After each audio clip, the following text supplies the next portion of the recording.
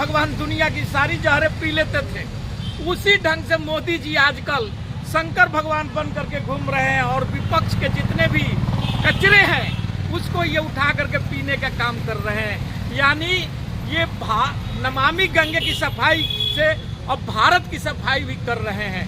मैं पूछता हूँ भाजपा वाले से कि आप एक क्षेत्र का नाम बतला दीजिए जहाँ मोदी जी ने किसी ढंग का विकास किया हो, एक योजना का उनका नाम बतला दीजिए कि हाँ ये योजना उनका सफल रहा है। नोटबंदी का ऐसा कचरा बना दिए हैं, चुनाव है, इनके पैसे के आने की स्रोतों को बंद कर दिया जाए और हम चुनाव जीत लेंगे। मोदी जी आप घबराइए मत, चुनाव पैसे के बल पर नहीं जनता के बल पर जीता जाता है। मैं जानता हूं कि जितने भी नेशनल न्यूज चैनलें हैं, समाचार पत्र हैं, सबको आप खरीद चुके हैं, लेकिन फिर भी विपक्ष का ये इंडिया जीतेगा। मोदी जी ये जो आप हिंदुत्व का चोला पहन करके और जो लोगों को भरमाने का काम करते हैं, आप तो ना हिंदू के हैं और ना मुसलमान का है, ना सिखों का है और न ही आप अपने पार्टी के लोगों का है। रवि रंजन जी, आज चमोली में जो 16 लोग मारे गए हैं, इसमें आप क्या कहेंगे, क्या देख रहे हैं, क्या समझ पा रहे हैं?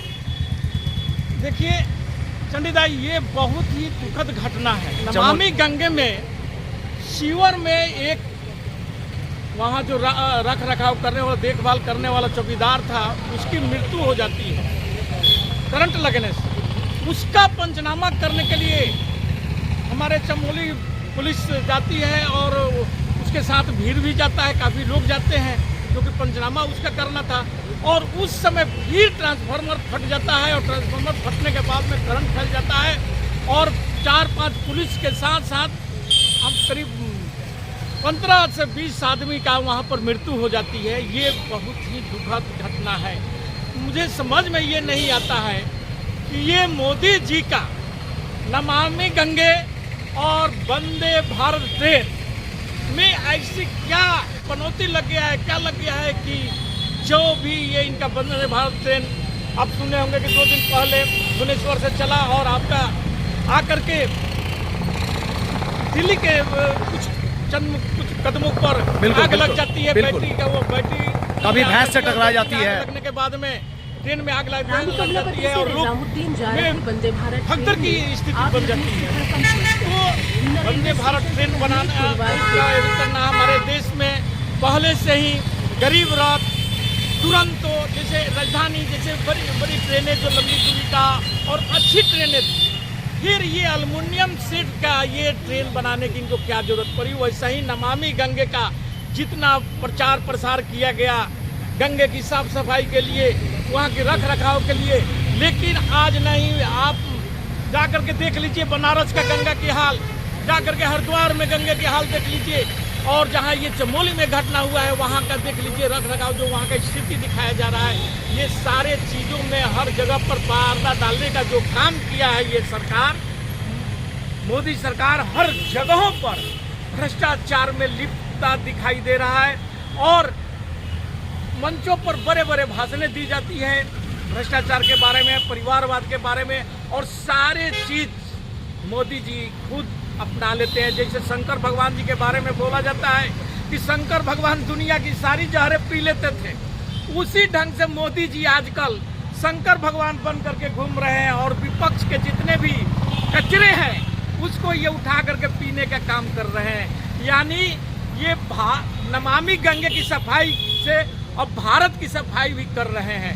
ये सफाई कर रहे हैं या भ्रष्टाचार को बढ़ावा दे रहा है, इसको जनता को समझना होगा, जनता को इस पर विचार करना होगा, क्योंकि मोदी जी से ये देश अब संभालना मुश्किल हो गया है। देख लीजिए बालासुर में रेल हादसा होता है, आपका मणिपुर नहीं संभल रहा है, हमारे रोज दिन सीमा पर ये पाकिस्तान और भारत की जो सीमा है वहाँ पर विवाद बढ़ रहा है। रोज दिन अब सुनने में आ रहा है कि आज वहाँ आतंकवादी पकड़े गए, यहाँ हमारा पुलिस जवान शहीद हुए, आतंकवादी मारे गए, सामान पकड़ा गया। तो आखिर हो क्या रहा?